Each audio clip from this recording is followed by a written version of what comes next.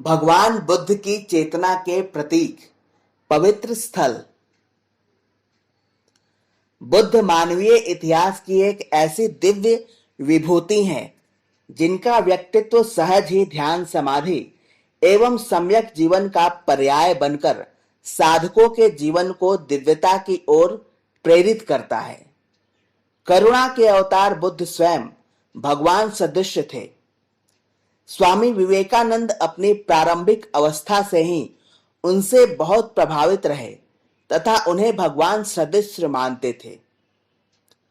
उन्हीं के शब्दों में भगवान बुद्ध मेरे इष्ट देव थे, मेरे ईश्वर थे।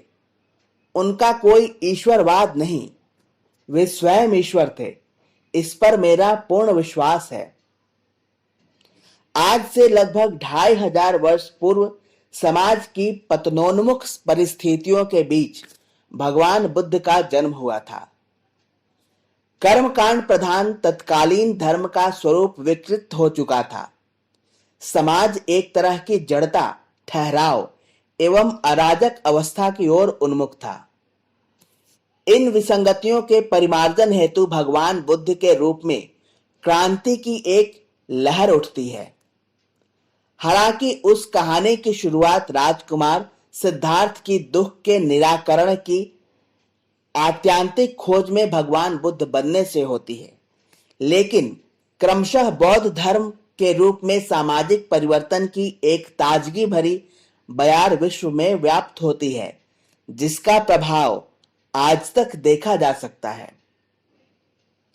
भगवान बुद्ध का जन्म राजकुमार सिद्धार्थ के रूप में राज परिवार में हुआ था।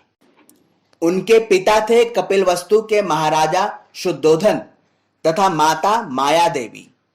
इनका जन्म लुम्बिनी में हुआ था, जो वर्तमान में भारत से जुड़े नेपाल का दक्षिणी हिस्सा है। भगवान बुद्ध का लालन पालन पिता के राजनिवास कपिलवस्तु में हुआ। ज्योतिषियों ने पहले ही घोषणा कर रखी थी कि बालक भविष्य में या तो सन्यासी बनेगा या चक्रवर्ती सम्राट होगा। माता पिता इनके सन्यासी बनने से आशंकित होकर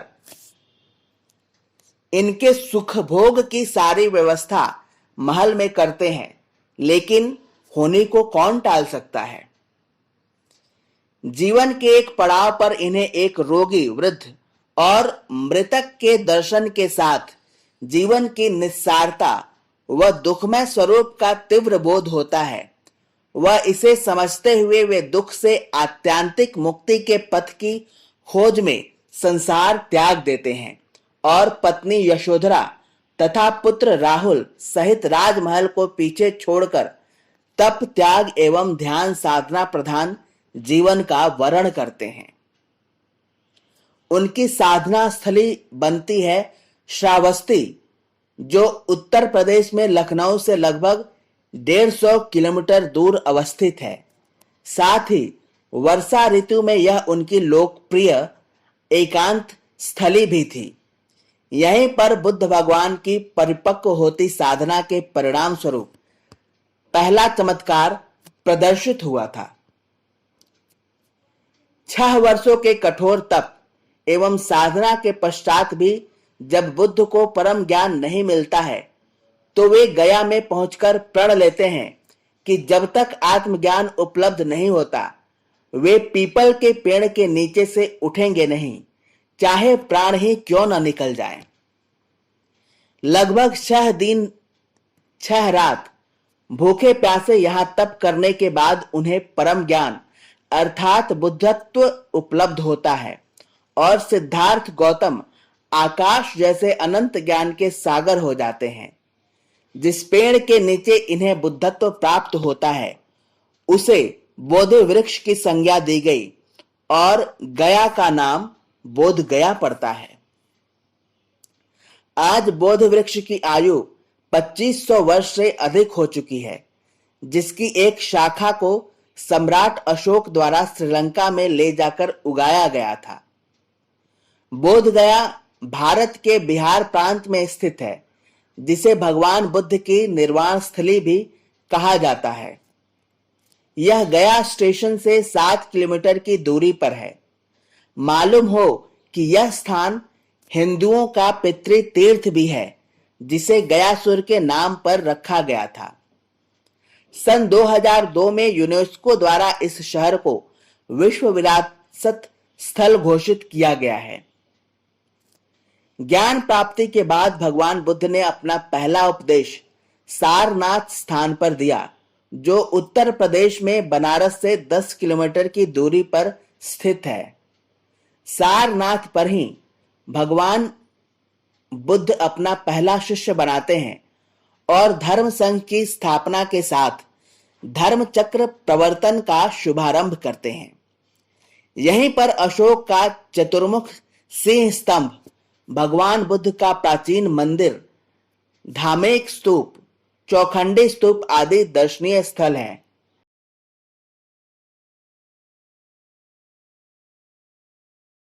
कभी बौद्ध धर्म के इस प्रधान केंद्र को मोहम्मद गौरी ने नष्ट भ्रष्ट कर दिया था। बोध गया से 70 किलोमीटर दूर राजगीर भगवान बुद्ध की 12 वर्षों तक बरसात में एकांतवास की स्थली रही। यहाँ का विश्व शांति स्तूप देखने लायक है, जो गिद्धकूट पर्वत पर बना हुआ है।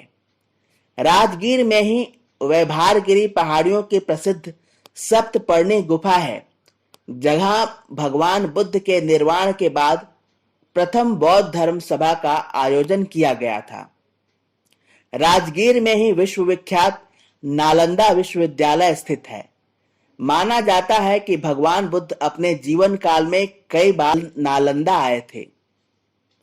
वैशाली नामक स्थान पर भगवान बुद्ध ने अपना अंतिम उपदेश दिया था, जो बिहार की राजधानी पटना से 60 किलोमीटर की दूरी पर है।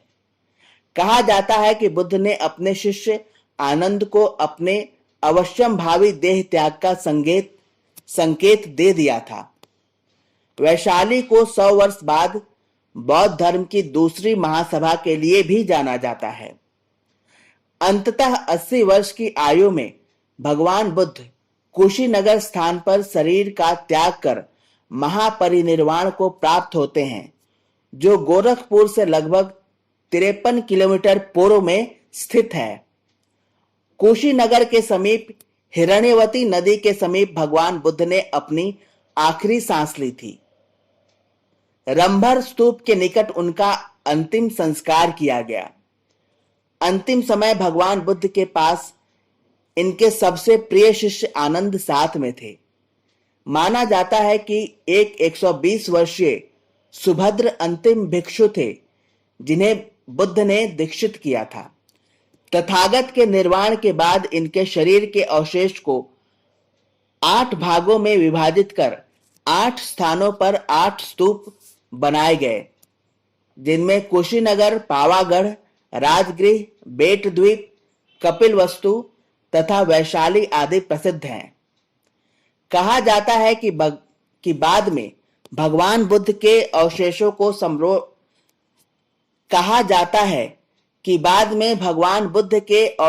को सम्राट अशोक द्वारा 80,000 से अधिक स्तूपों में अपने साम्राज्य एवं इसके बाहर स्थापना के लिए वितरित किया गया था। भगवान बुद्ध ने भारत के जिन स्थलों पर विहार किया, वहां बौद्ध तीर्थ स्थल निर्मित होते गए।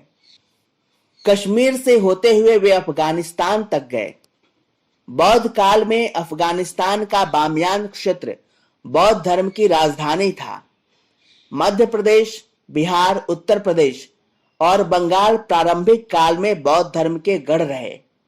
यहाँ हजारों स्तूप एवं विहार बनाए गए थे, लेकिन मध्यकाल में लगभग सभी को तोड़ दिया गया। अब इनमें से कुछ ही शेष बचे हैं। इस तरह भगवान बुद्ध 80 वर्ष की आयु तक बौद्ध धर्म का प्रसार करते रहे। उनके शरीर त्याग के बाद बौद्ध धर्म का विश्वव्यापी प्रसार हुआ, जिसमें एशिया के अधिकांश देश प्रमुख हैं। महायान, थेरवाद, वज्रयान जैसे विभिन्न रूपों में आज यह लगभग 7% आबादी के साथ विश्व का चौथा सबसे बड़ा धर्म है। सबसे अधिक आबादी वाले देशों में Cambodia, Thailand, Verma, Bhutan, Sri Lanka, Laos, Mongolia, Japan, Singapore, Taiwan, चीन और भारत आते हैं। हालांकि भारत में 1% के लगभग आबादी बौद्ध धर्म से जुड़ी हुई है।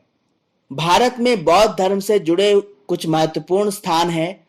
अरुणाचल में बोमदिला और त्वांग, सिक्किम में कलिंगपोंग और रुनटेक, पश्चिम बंगाल में दार्जिलिंग और कोलकाता, आंध्र प्रदेश में अमरावती, सलीहुंडा, बोरा गुफाएं और नागार्जुन कोंडा, मध्य प्रदेश में सरदराह, सांची और मुरकोट, उड़ीसा में ललितगिरी, रत्नागिरी व उदयगिरी, धौलागिरी, हरियाणा में यमुनानगर, असंग और सुघ के स्तूप, हिमाचल प्रदेश में स्फीति, किन्नौर और धर्मशाला तथा जम्मू कश्मीर में लद्दाख, हरवान, अंबरानी और परिहस्तपुर, महाराष्ट्र में अजंता एलोरा और कन्हेरी गुफाएं आदि।